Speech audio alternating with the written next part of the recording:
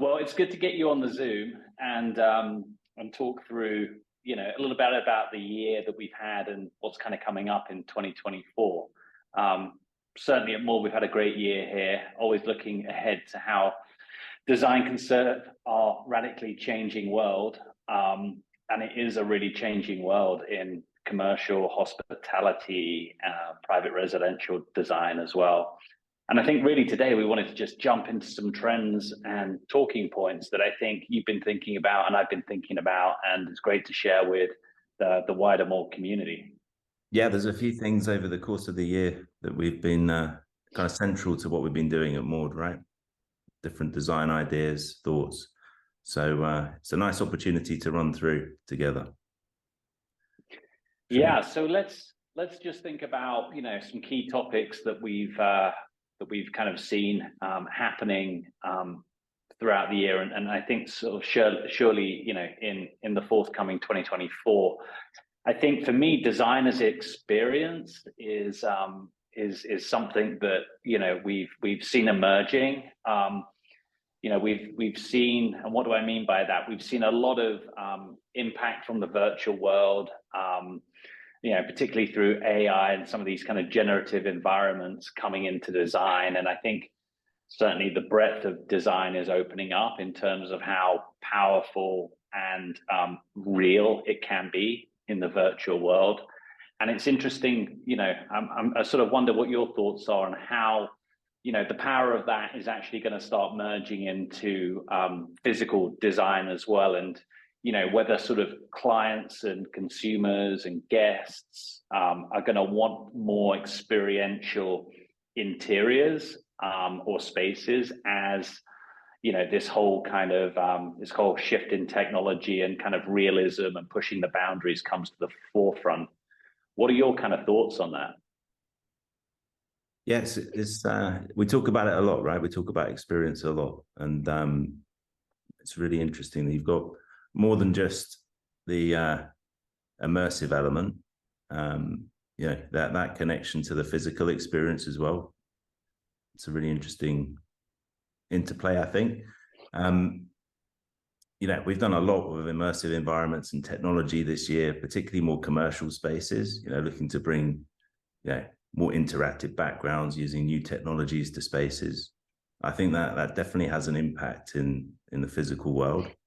We've also got, I think, a big part of what we do is thinking about that design experience as well. So how through just the analog materials, colors, some of the things that we do as a design house to connect with people emotionally also defines the experience, right?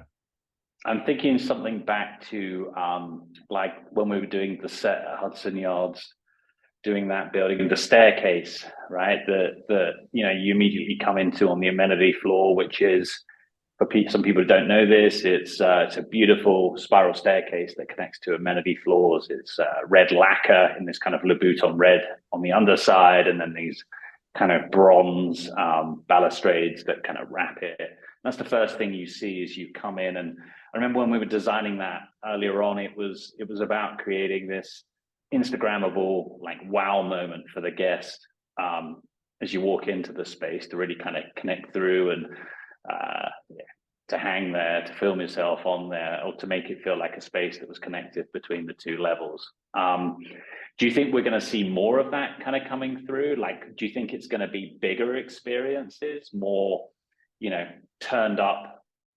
Yeah, the idea of experience, and particularly the work at the set.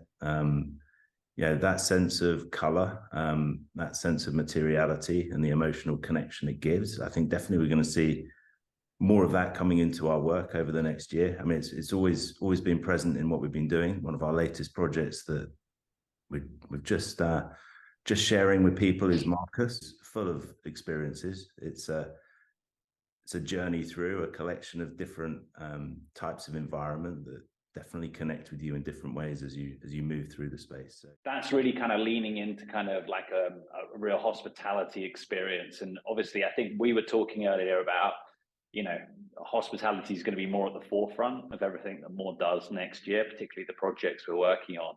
How did you see that space kind of coming about in terms of, you know, the hospitality experience and driving that forward through the work? So I think it's a great project and interesting precedent. Yeah, definitely. It's that sense of unexpected, I think, is what sets where hospitality is going. You see a lot now with restaurants, some of the latest restaurant designs, hotel designs. It feels like over the last couple of years, the bars have risen on the quality of product and the quality of spaces that you see. I think Marcus is a great example of hospitality design, really beautiful materials, really high quality. So we also do a lot of work in, we also do sort of high-end commercial work as well for, you know, for tech firms, for hedge funds, for some of these bigger financial houses as well. We've obviously been, you know, at March and White leaning into that over the last, you know, 3 or 4 years actually. But something we've seen, I think, or something I've seen is like this new work from anywhere generation kind of coming to the forefront. Not purely associated with the office, but more working from anywhere. And I think particularly at projects like, you know, just sort of going back to the set or say the Row in Chicago, there seems to be a new demographic that is definitely not wedded to the office, but a little bit more transient.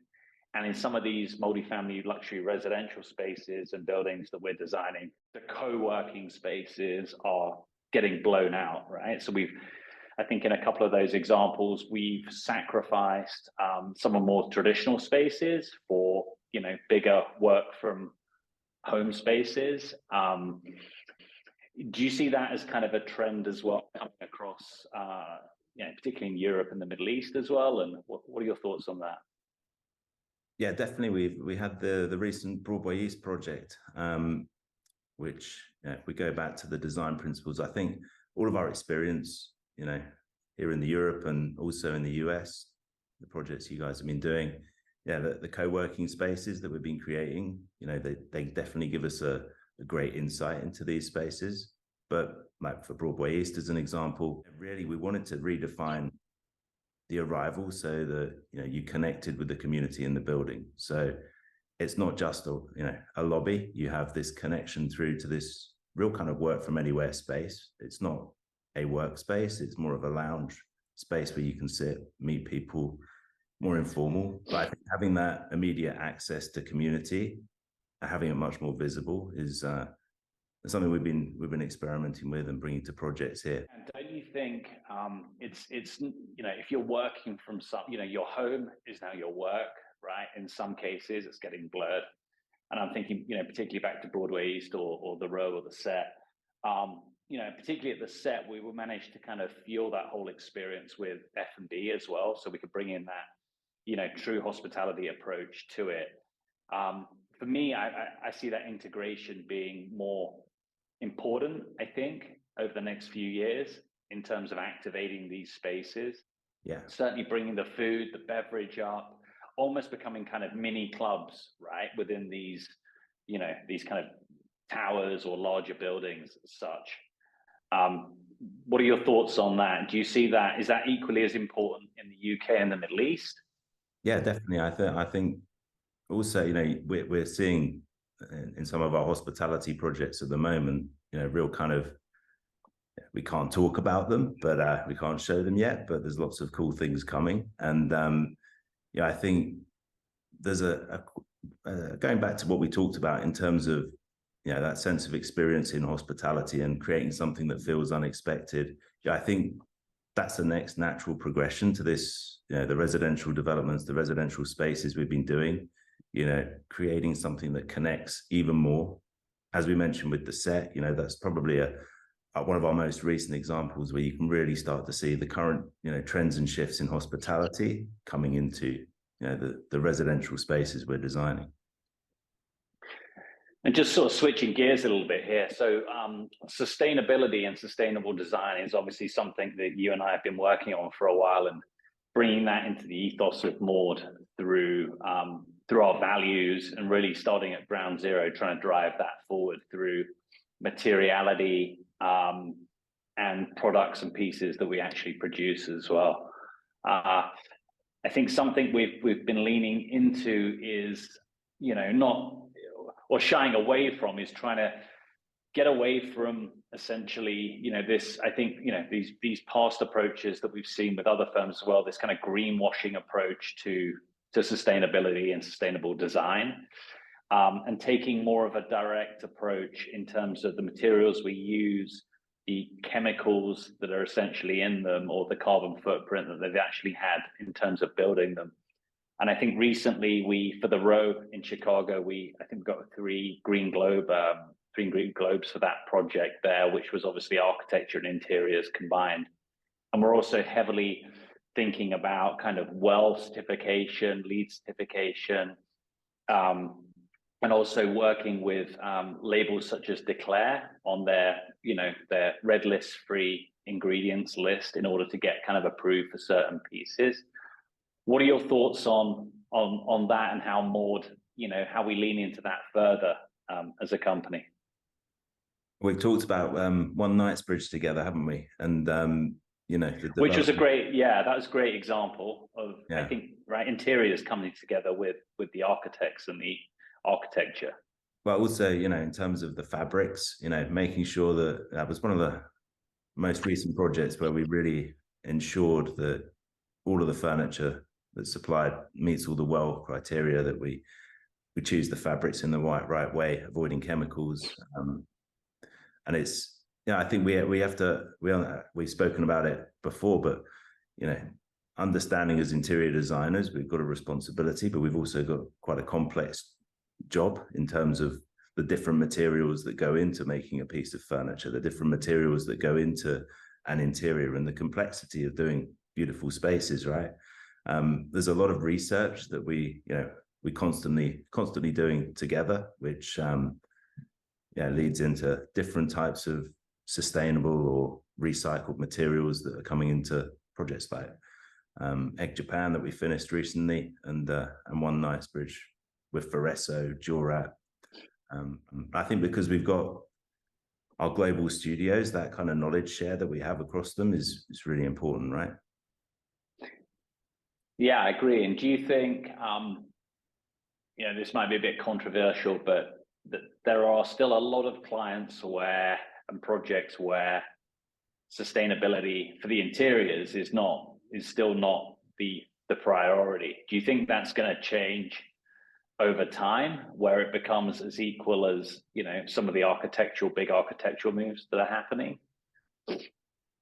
Yeah, I think it's amazing on the row that, that we're achieving that in residential projects, and just shows, pushing right at the forefront of that. I think in commercial spaces, it's maybe been in the industry for longer. The idea that offices need to be,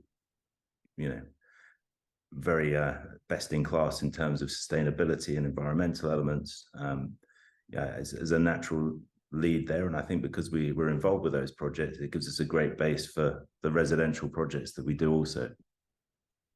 Well, I'm super excited about our own furniture collection that we're producing at the moment, which is obviously can't talk too much about it today, but it's really gonna hit some of these certification, certainly on the Declare labeling and contribution to WELL certification. So I think 2024, we're going to see that come to fruition after many years of research and study, and actually building products that are essentially inherently sustainable for the future. So I think that's going to be an area of excitement for us next year. Wouldn't you agree? Definitely great coming into 2024 to see that collection realized. And I mean, as you mentioned, the research that we've been doing, it's enriched some of the projects we've been doing the past couple of years while we've been working on this. And definitely it's like it's a circle, isn't it? The more we learn creating these pieces, the more we bring to projects, and the projects also help us on the journey. So switching gears again a little bit. You've been obviously, you're obviously working, London, Europe, the Middle East, Asia.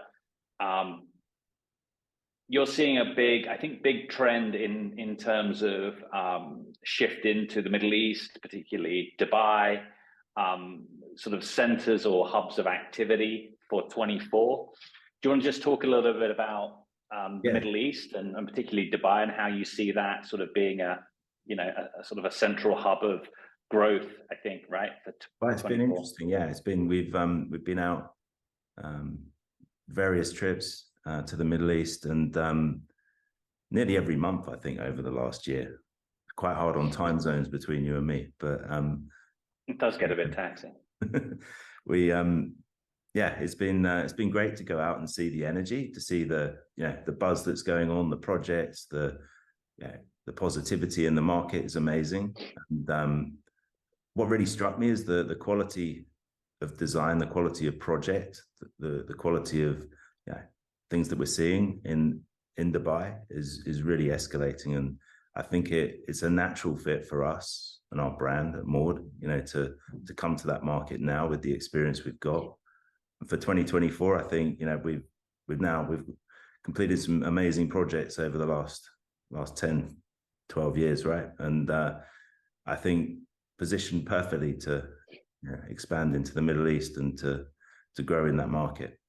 But you've been doing similar in the US, right? Looking at I think in the US there's definitely been we've seen cities like Miami, which continue to grow with investment from South America, predominantly driving that kind of residential market there.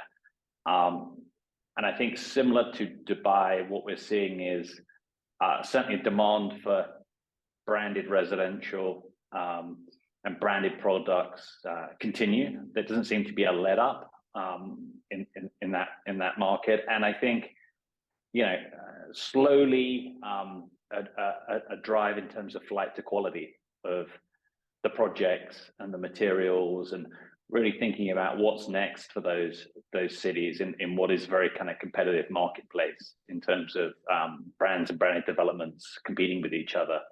Do you see Dubai as well as and particularly the Middle East? Do you see a flight to quality there?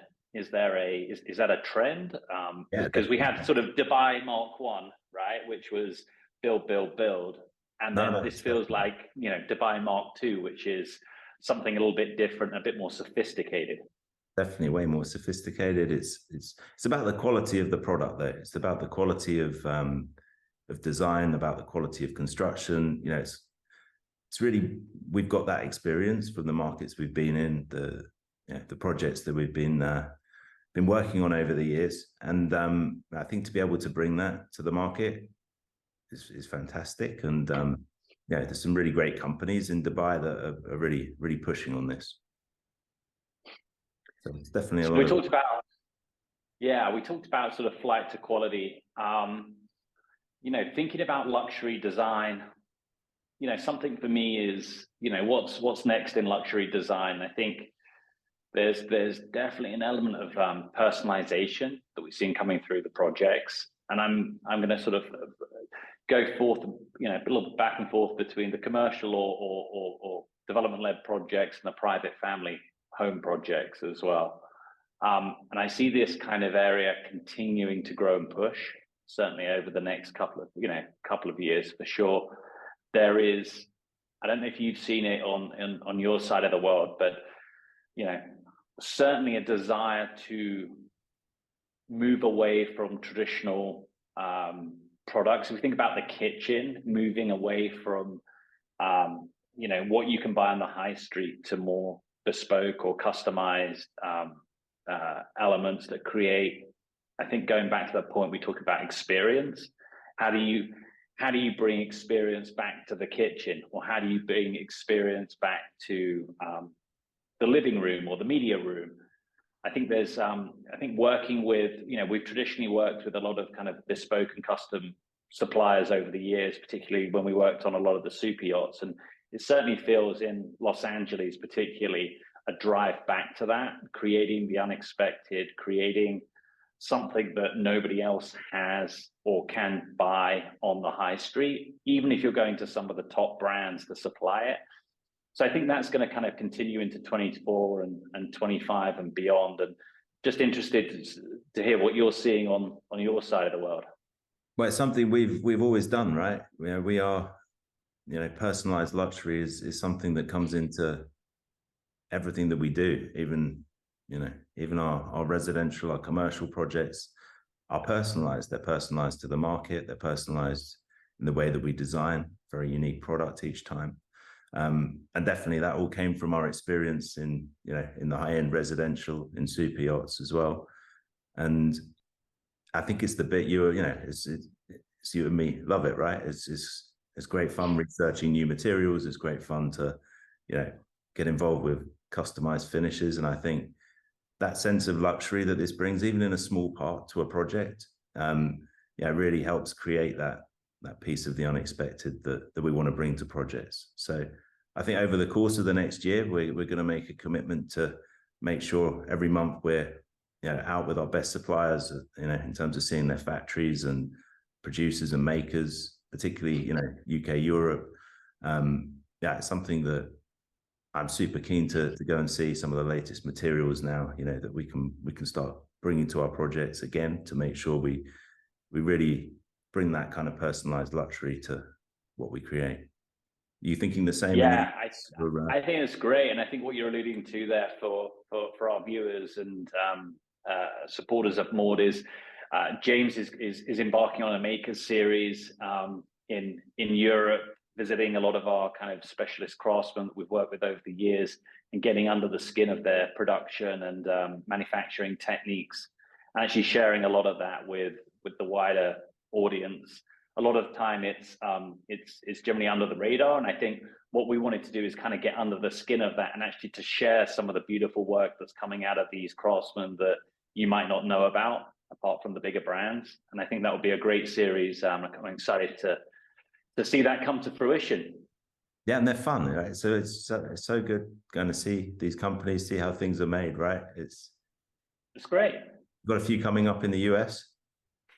We will be here as well, piggybacking off the series in the UK. But that's exciting. So I think that's really the wrap of 24 from my side here. Super thankful to all of our clients, supporters, and everyone who works for us in the various studios for all their hard work over the last year, and looking forward to an amazing 2025. I agree. Also, same here. Very thankful and to all of the team and all of the people that we work with. I'm really looking forward to seeing, the growth of the company over the next year.